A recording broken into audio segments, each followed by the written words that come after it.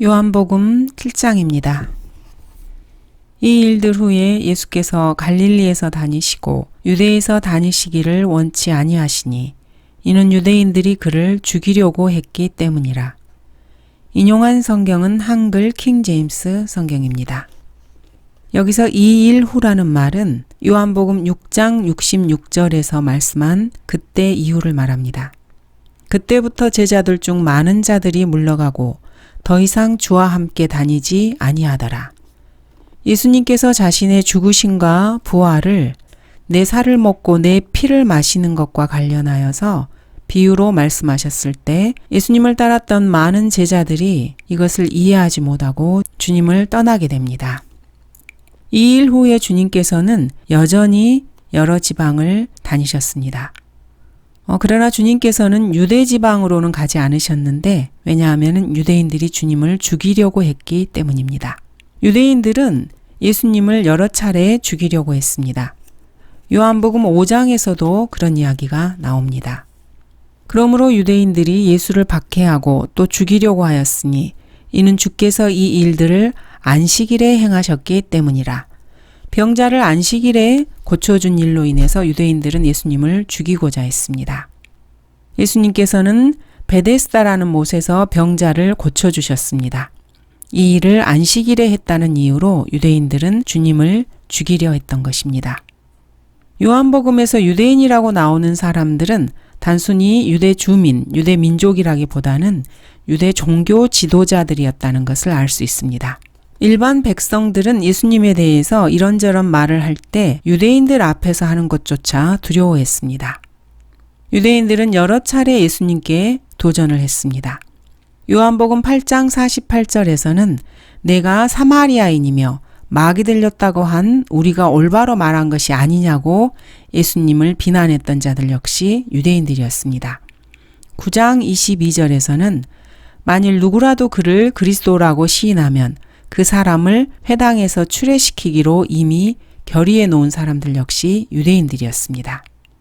또 9장 34절에서는 소경이었다가 주님께서 눈을 보게 해준 그 사람이 예수님을 변호하자 내가 전적으로 쟤들 가운데 태어나서 우리를 가르치려고 하느냐 이렇게 말하고 그 사람을 쫓아낸 사람들 역시 유대인들이었습니다. 10장 31절에서는 예수님을 돌로 치려고까지 했습니다. 18장 12절에서는 군대와 그 대장들과 힘을 모아서 예수님을 붙잡아 묶고 끌고 갔던 자들 역시 유대인 관원들이었습니다. 예수님께서 십자가에서 돌아가신 이후로 아리마대 요셉은 예수님의 시체를 가져가겠다고 빌라도에게 간청을 한 적이 있습니다. 그런데 그때까지 자신을 숨기고 있었습니다. 유대인들이 두려웠기 때문입니다. 그런데 여기 요한복음 7장 1절에서도 유대인들이 그를 죽이려고 했기 때문에 주님께서는 유대에서 다니시기를 원치 아니하셨다고 말씀하고 있습니다. 예수님께서는 이 땅에 오신 분명한 목적을 성취하기 전에 불필요한 그런 문제들을 야기시키는 것을 피하셨습니다.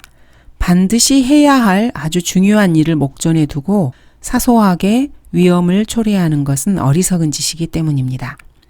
하나님의 사역을 감당하는 오늘날의 그리스도인들 역시 마찬가지입니다. 지금까지는 주님께서 유대와 갈릴리를 번갈아 다니셨습니다. 1장에서는 유대에 계셨고 2장에서는 갈릴리에 계시다가 유대인의 유월절이 가까워져서 예루살렘으로 올라가셨습니다. 4장 3절에서는 유대를 떠나서 다시 갈릴리로 가십니다. 그리고 5장 1절에서는 예루살렘으로 올라가셨고 6장 1절에서는 예수께서는 티베라 바다인 갈릴리 바다로 건너가십니다. 그리고 여기 7장 1절에서는 여전히 주님께서 갈릴리에 계십니다. 그때 유대인의 명절인 장막절이 가까웠으므로 장막절은 예수 그리스도의 재림의 예표입니다. 주님께서 재림하시는 날은 아마도 초림하신 날과 같은 날이 될 가능성이 많습니다. 예수님께서 이 세상에 오신 날은 추분인 9월 20, 21일, 22일, 23일 이 날짜 중 하나가 될 것입니다. 이때쯤이 바로 유대인들의 장막절이 시작되는 기간입니다. 레위기 23장에서는 이스라엘의 7번의 절기가 나옵니다. 그 중에 유월절, 오순절, 장막절 이 세 명절이 가장 중요한 명절입니다. 장막절은 유대력으로 7째 달 15일부터 시작됩니다. 이 중에 첫째 달에 이 기간 중에 첫째 날에 거룩한 모임이 있고 7일 동안 불로 제사를 드리게 됩니다. 그리고 8번째 날에 거룩한 모임이 있고 그 절기가 끝이 납니다. 이 기간 동안에 이스라엘은 하나님께 즐거워해야 하며 7일 동안 초막에 거하게 됩니다. 이렇게 하는 이유는 하나님께서 이집트 땅에서 이스라엘 자손을 데리고 나오실 때 그들이 초막에 거하였기 때문임을 후대 사람들에게 알리고자 하는 목적입니다. 민수기 29장에 이 명절과 관련된 의식과 제물에 관한 그런 언급이 나옵니다. 출애굽기 23장에서는 이 명절이 추수절이나 수확절이라고 불리기도 했습니다.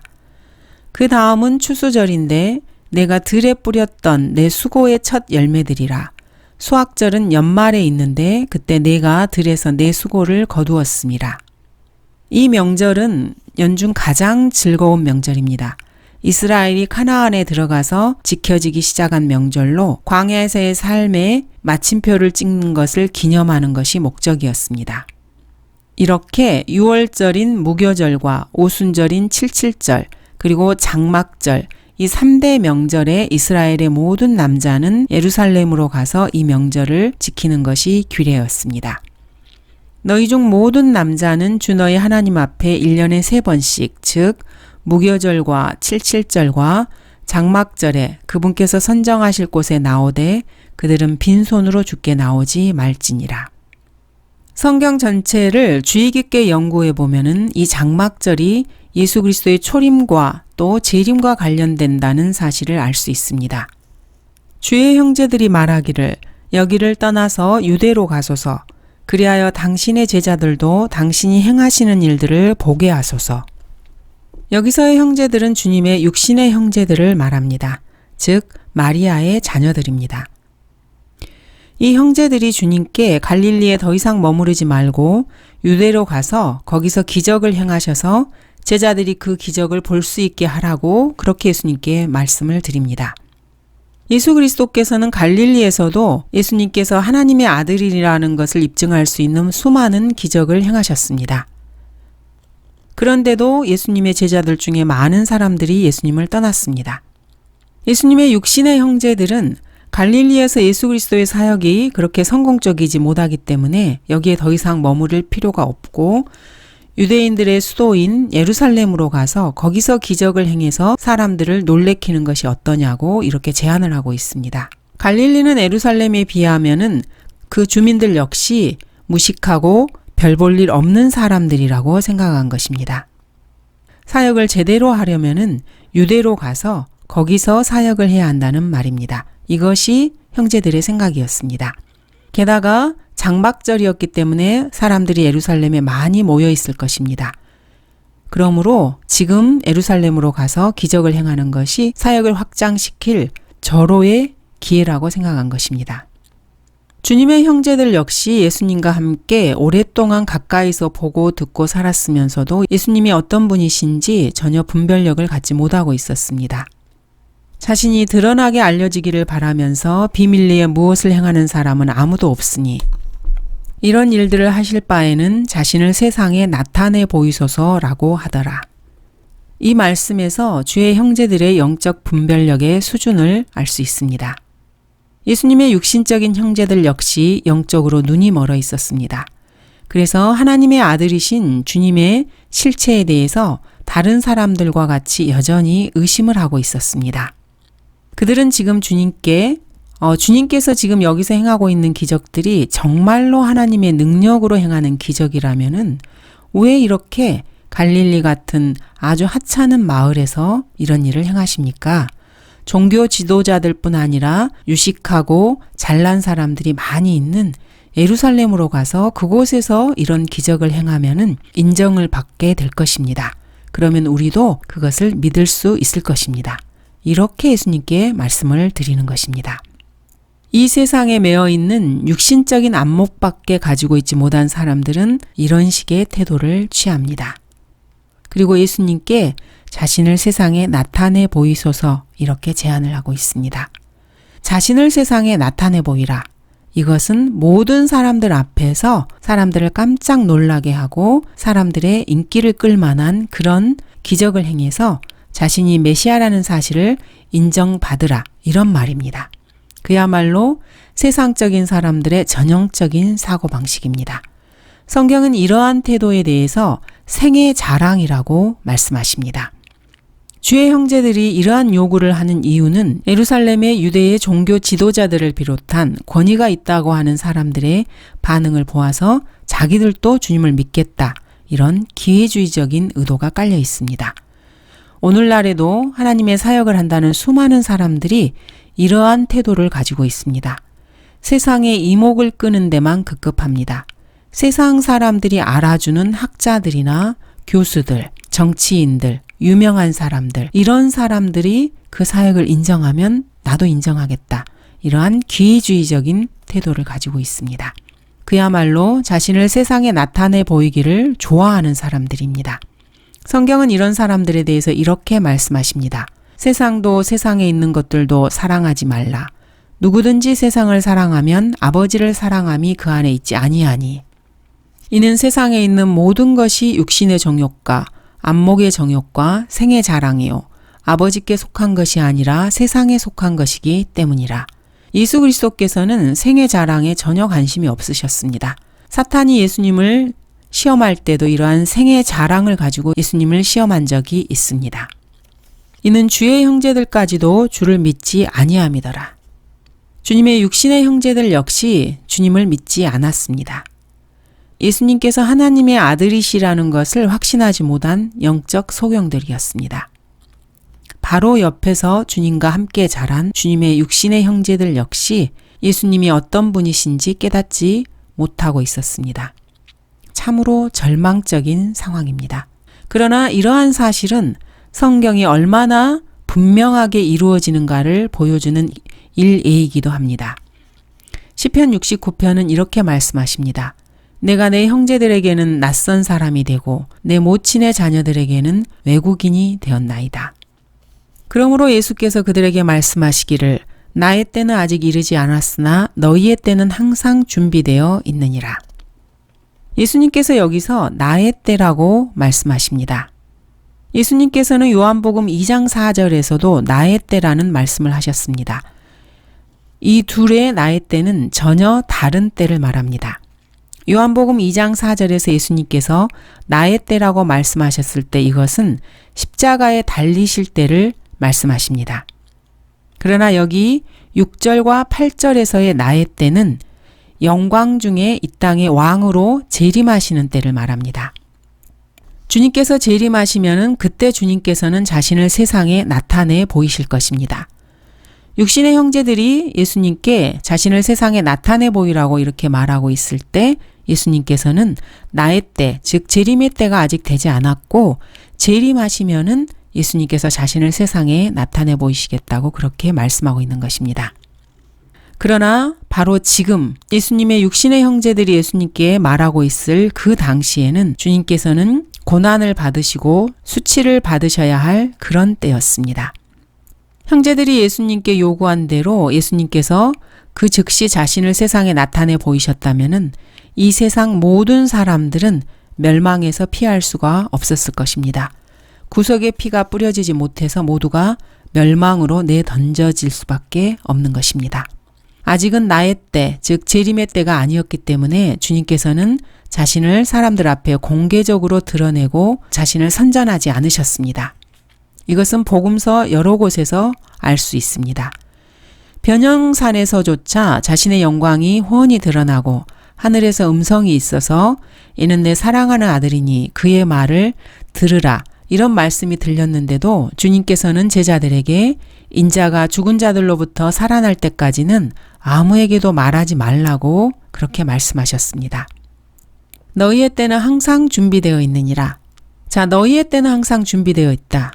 이 말씀은 세상 사람들의 이목을 끌고 그들에게서 인정을 받고 칭찬받고 이런 것을 좋아하는 너희 인간들의 때는 언제라도 그렇게 하고 싶으면 해도 된다. 이렇게 말씀하시는 것입니다. 그러나 나는 세상 사람들에게 인기 끄는 일에는 전혀 관심이 없다. 이렇게 주님께서는 잘라 말씀하시는 것입니다. 세상이 너희는 미워할 수 없으나 나는 미워하나니 이는 내가 세상에 관하여 그 일들이 악하다고 증거하기 때문이라. 예수 그리스도께서는 세상에 대해서 부정적인 설교를 하셨습니다. 그래서 세상 사람들은 예수님을 미워했습니다. 예수님께서 십자가에서 죽임당한 이유 역시 이것 때문입니다. 예수님께서는 이 세상에 대해서 결코 긍정적인 세계관을 갖고 계시지 않습니다. 예수님은 참으로 유능한 정치가는 되지 못하셨습니다. 세상은 나를 미워하나니 이는 내가 세상에 관해서 그 일들이 악하다고 증거하기 때문이라. 세상은 악합니다. 그래서 예수님께서는 세상도 세상에 있는 것들도 사랑하지 말라고 그렇게 말씀하십니다. 예수님께서는 진실하시고 의로우신 분이기 때문에 악한 세상을 악하다고밖에 하실 수 없습니다. 세상은 이것을 극심히 싫어합니다. 하나님 편에 서 있는 거룩한 사람들은 세상이 싫어하면 싫어할수록 더욱더 강력하게 세상이 악하다고 외치는 사람들입니다. 하나님의 사람들은 세상의 인기에는 흥미가 없습니다. 그러나 하나님께서는 이런 사람들에게 깊은 관심을 갖고 계시고 이런 사람들을 택해서 쓰십니다. 만일 너희가 세상에 속한다면 세상은 자기 사람들을 사랑할 것이라. 그러나 너희는 세상에 속한 자가 아니요 내가 너희를 세상으로부터 선택하였느니라. 이로 인하여 세상이 너희를 미워하느니라. 여러분 중에서 혹시 세상 사람들로부터 인기 있는 사람이 있다면은 자기 자신을 한번 심각하게 살펴볼 필요가 있습니다. 왜냐하면은 하나님께서는 그런 세상에 인기 있는 여러분에게는 관심을 갖고 계시지 않기 때문입니다. 그런데 하나님께서 관심을 갖지 않는 사람은 버림받은 사람입니다.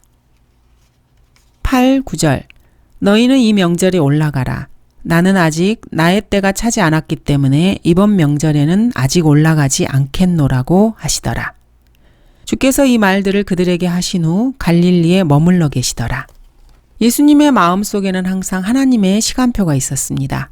예수님께서는 이 하나님의 시간표에 따라서 정확하게 행동하셨고 재림의 시간표에서 벗어나는 일은 그 어떤 것도 하지 않으셨습니다. 예수님의 마음속에는 성경의 예언들이 잘 간직되어 있었습니다. 그리고 진리의 교리들이 있었습니다. 하나님의 뜻이 깊이 새겨져 있었습니다. 예수님께서는 한 발 한 발 하나님께서 정하신 그 뜻에 따라서 걸음을 내디디셨습니다. 매사를 진행하실 때 이 하나님의 시간표에 따라서 정확하게 행하셨습니다. 그러나 그의 형제들이 올라간 후 주께서도 명절에 가셨으나 드러내지 아니하고 비밀리에 가시니라. 예수님께서는 많은 사람들의 주목을 받으면서 형제들과 제자들과 함께 예루살렘으로 가는 걸 원치 않으셨고 비밀리에 혼자 가셨습니다. 예수님께서 이렇게 드러내지 않고 비밀리에 가신 것은 대환란이 끝나기 직전에 있게 될 휴거를 암시하는 것입니다.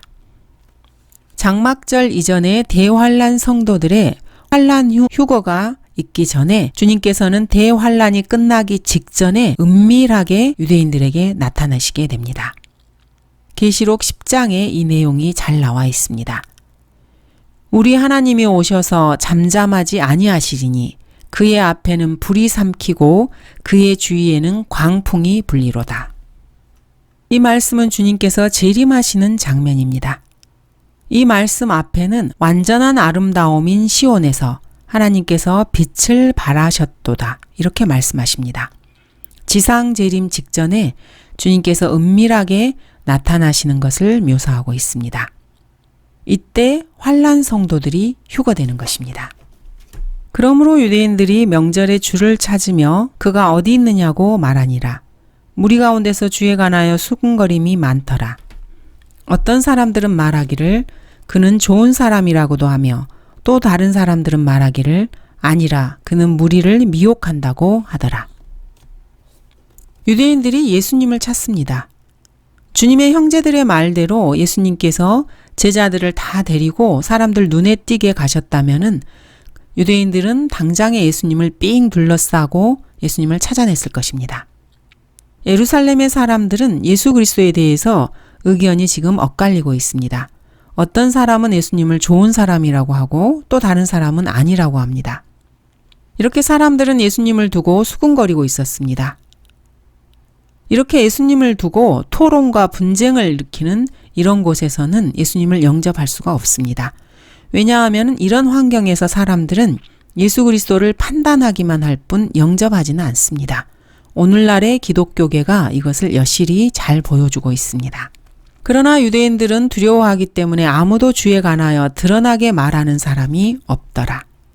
일반 대중들은 유대 종교 지도자들이 두려워서 예수 그리스도에 대해서 드러나게 아무 말도 하지 못했습니다. 오늘날의 기독교계 현실을 아주 분명하게 드러내는 말씀입니다. 사람을 두려워하는 자들이 가득 찬 기독교계는 더 이상 하나님의 말씀을 두려워하지 않습니다. 분명하게 성경 말씀에 위배되고 참된 진리에서 벗어난 교리인데도 교단이나 목사나 또는 종교 지도자들의 눈치를 보면서 서로 입조심을 하는 것입니다. 목사들도 입도 뻥끗하지 못합니다. 그러나 주님께서는 사람을 두려워하면 덫에 걸리나 주를 신뢰하는 자는 누구나 안전하리라 이렇게 말씀하고 계십니다. 여러분은 사람을 두려워하는 사람들입니까? 아니면 기록된 하나님의 말씀만을 두려워하는 사람들입니까? 주님께서는 잠언 23장 17절에서 내 마음으로 죄인들을 시기하지 말고 온종일 주의 두려움 가운데 있으라 이렇게 말씀하시면서 오늘날 사람들을 기쁘게 하고 사람들 가운데서 인기를 얻기 원하는 소위 그리스도인이라고 하는 사람들에게 오직 온종일 주의 두려움 가운데 있으라고 권면하고 계십니다. 감사합니다.